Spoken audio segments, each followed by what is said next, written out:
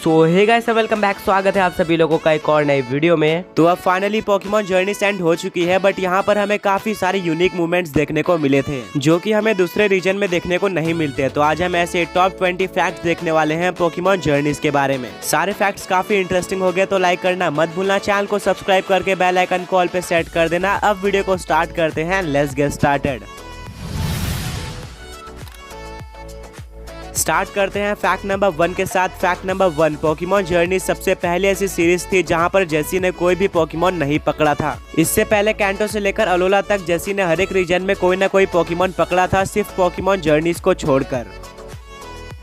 Fact number 2, Pokemon journeys एक लौती ऐसी series है जिसके जापानीज लोगो में ग्रीन कलर का यूज नहीं किया गया है, बल्कि इसका लोगो पूरी तरह से ब्लू है। एंड इसके साथ ही एक लौता पोकेमॉन एनिमे का जापानीज लोगो है जो कि 2D है। इसके अलावा जितने भी जापानीज लोगो हैं वो 3D है और ग्रीन शेड में है। फैक्ट नंबर 3, क्या आपको पता है हमें ये पहले ही रिवील कर दिया गया था कि ऐश एक वर्ल्ड चैंपियन बनने वाला है। हाँ, ऐश के गलार हैट पे एक लोगो बना हुआ है जहाँ पर आपको एक ग्रीन सर्कल दिख रहा होगा जो कि रिप्रेजेंट करता है वर्ल्ड को, एंड उसके ऊपर सी लिखा हुआ है जो कि रिप्रेजेंट करता है चैंपियन को। दोनों मिलाकर बन जाते हैं वर्ल्ड चैंपियन। तो हाँ, ऐश के गलार हैट का लोगो एक्चुअली पोकेमॉन वर्ल्ड चैंपियन को रिप्रेजेंट करता है, जो कि एक काफी इंटरेस्टिंग डिटेल थी। फैक्ट नंबर 4, पोकेमॉन जर्नीज के एपिसोड 136 में ये सीन तो सबने देखा होगा जो कि पोकेमॉन के ओरिजिनल थीम सॉन्ग का रेफरेंस था, जो कि काफी इंटरेस्टिंग था। पर सबने यहाँ पर एक चीज मिस कर दी जो कि था म्यूटू। हाँ, इस सीन को ध्यान से देखो, पीछे आपको म्यूटू दिख रहा होगा जो कि पोकेमॉन जर्नीज वाला ही म्यूटू है, जो कि हमें पोकेमॉन जर्नीज के एपिसोड 46 में देखने को मिला था। एंड ये अभी भी उन कमजोर पोकेमॉन की रक्षा कर रहा है।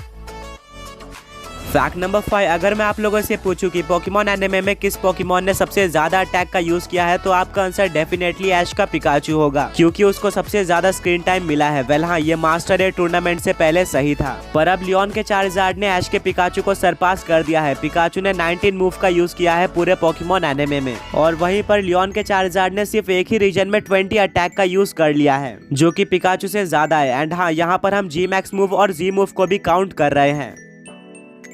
Fact number 6, Ash versus Leon battle के बाद पोकेमॉन जर्नीज एक लौती ऐसी सीरीज बन गई है जहां पर हर एक मेन कैरेक्टर फिजिकली अपीयर हुआ है। ऑल्सो इस एपिसोड में हमें 20 मेन कैरेक्टर दिखाए जाते हैं, जो कि सबसे ज्यादा है एक एपिसोड में। फैक्ट नंबर 7, पोकेमॉन जर्नीज का एपिसोड 132 एक लौता ऐसा एपिसोड है जहां पर हमें ऐश के सारे पोकेमॉन एक ही सीन में दिखाए गए हो। सारे पोकेमॉन से मेरा मतलब टेम्पररी पोकेमॉन और उन पोकेमॉन से भी है जिनको ऐश ने रिलीज कर दिया है। ऐसा कभी भी पोकेमॉन एनिमे में पहले नहीं हुआ था। तो हाँ, ये काफी इमोशनल और यूनिक मूवमेंट था। फैक्ट नंबर 8, अब ऐश वर्सेस लियोन बैटल की बात हो ही रही है, तो ये एक लौता ऐसा एपिसोड था जहां पर एक ही बैटल में किसी ट्रेनर ने 3 फेनोमेना का यूज किया था, जो कि है ऐश। ऐश ने इस बैटल में 3 अलग अलग फेनोमेना का यूज किया था, जो कि है जी मूव, जायगेंटामैक्स और मेगा एवोल्यूशन। एंड अगर हम अलग अलग फेनोमेना को ना काउंट करें तो ऐश ने इस बैटल में 4 फेनोमेना का यूज किया था, क्योंकि इटरनेटस के पावर के वजह से ऐश पिकाचू को भी जायगेंटामैक्स कर लेता है, जो कि अपने आप में ये एक रिकॉर्ड है। बट यहाँ पे पिकाचू ने एक और रिकॉर्ड बना लिया। पिकाचू एक लौता ऐसा पोकेमॉन एनिमे के हिस्ट्री का पोकेमॉन बन गया जिसने एक ही बैटल में 2 अलग अलग फेनोमेना का यूज किया हो। हाँ, पिकाचू ने इस बैटल में जी मूव और जायगेंटामैक्स दोनों का यूज किया था। एंड इससे ये भी क्लियर हो गया कि एक सेम पोकेमॉन एक से ज्यादा फेनोमेना का यूज कर सकता है। और यहाँ पर लियोन और ऐश एक लौते ऐसे ट्रेनर बन गए थे जिन्होंने एक सिंगल बैटल में 2 पोकेमॉन को जायगेंटामैक्स किया हो। लियोन ने चारिज़ार्ड और सिंड्रेस को जायगेंटामैक्स किया था, वहीं पे ऐश ने गेंगार और पिकाचू को जायगेंटामैक्स किया था। तो हाँ यार, इस एपिसोड में काफी सारे फेनोमेना के रिकॉर्ड्स ब्रेक हुए थे। फैक्ट नंबर 10, ये आखिरी फैक्ट होगा इस एपिसोड के बारे में। वेल, ऐश और लियोन ने ऑलरेडी अपने जायगेंटामैक्स फॉर्म यूज कर लिए थे, फिर इटरनेटस आके उनको एक और बार जायगेंटामैक्स यूज करने का मौका देता है। तो ये सीन रेफरेंस था एक और legendary battle Ash versus professor Kukui का, जहां पर ऐश और प्रोफेसर कुकुई ने पहले से ही जी मूव यूज कर लिए थे, पर वहां पर टापू कोको आके उनको एक और मौका देता है जी मूव यूज करने का।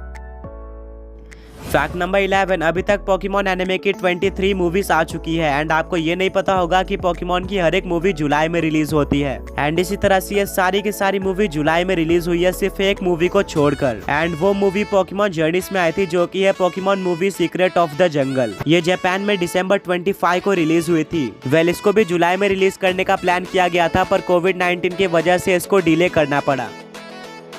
फैक्ट नंबर 12, पोकेमॉन जर्नी सबसे पहली ऐसी सीरीज है जहां पर ऐश ने किसी इलाइट फोर मेंबर और चैंपियन को डिफीट किया हो। इससे पहले कभी भी ऐश ने किसी इलाइट फोर मेंबर या फिर चैंपियन को डिफीट नहीं किया था। इलाइट फोर मेंबर जैसे कि ड्रासना और काफी सारे चैंपियन जैसे कि आइरिस, स्टीवन, सिंथिया और Leone.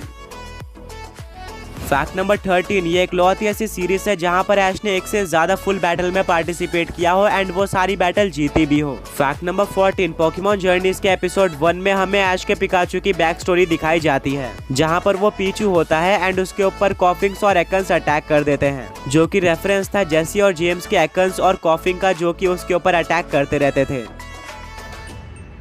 Fact number 15, Pokemon journeys के एपिसोड 4 में एक ट्रेन स्टेशन का एम्प्लॉय होता है जो कि ओरिजिनल जापानीज वर्जन में कुछ इस तरह का दिख रहा था, पर इंग्लिश डब में उसको चेंज कर उसकी मूछें निकाल दी गई। इसका रीजन ये है कि यह हिटलर की तरह दिख रहा था। फैक्ट नंबर 16, पोकेमॉन जर्नीज में सबसे पहली बार हमें मिस्टर माइम पोकेबॉल में दिखाया जाता है जहां पर ऐश उसको बैटल में यूज करता है। तो क्या इसका मतलब यह है कि ऐश की मॉम या फिर ऐश ने मिस्टर माइम को कैच कर लिया है? फैक्ट नंबर 17, हम सबको पता है कि पोकेमॉन जर्नीज में काफी कुछ यूनिक हुआ था। इसी तरह से पोकेमॉन जर्नीज का लास्ट एपिसोड यानी कि पोकेमॉन जर्नीज का एपिसोड 136 सबसे पहला ऐसा एपिसोड है जहां पर हमें हो-ओ और लुगिया साथ में दिखाए गए हो। ये दोनों लेजेंडरी पोकेमॉन एक ही डुओ से बिलोंग करते हैं, बट ये कभी भी हमें साथ में नहीं दिखाए गए थे। इसके अलावा पोकेमॉन जर्नीज का एपिसोड 9 इकलौता ऐसा एपिसोड था जहाँ पर हो-ओ अपीयर हुआ था, बट ऐश ने उसको नहीं देखा था।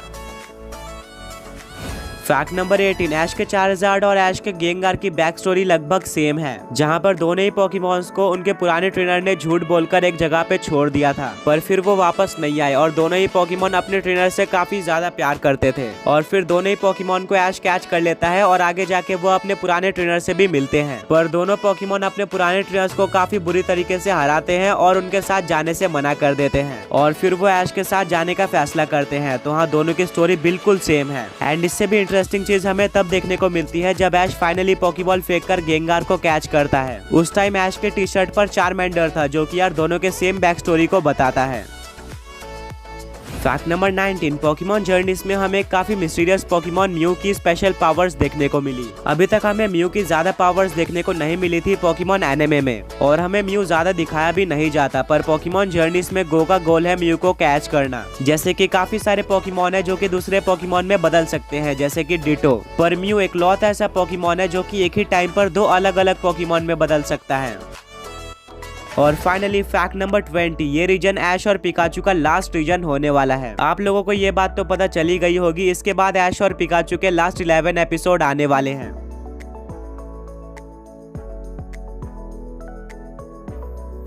वेल तो गाइस, यही था आज के इस वीडियो में। अगर आपको वीडियो पसंद आई है तो लाइक करना मत भूलना, साथ में चैनल को सब्सक्राइब करके बेल नोटिफिकेशन को ऑल पे सेट कर देना एंड दोबारा मिलेंगे एक और ऐसे ऑसम वीडियो के साथ। Until then, peace out.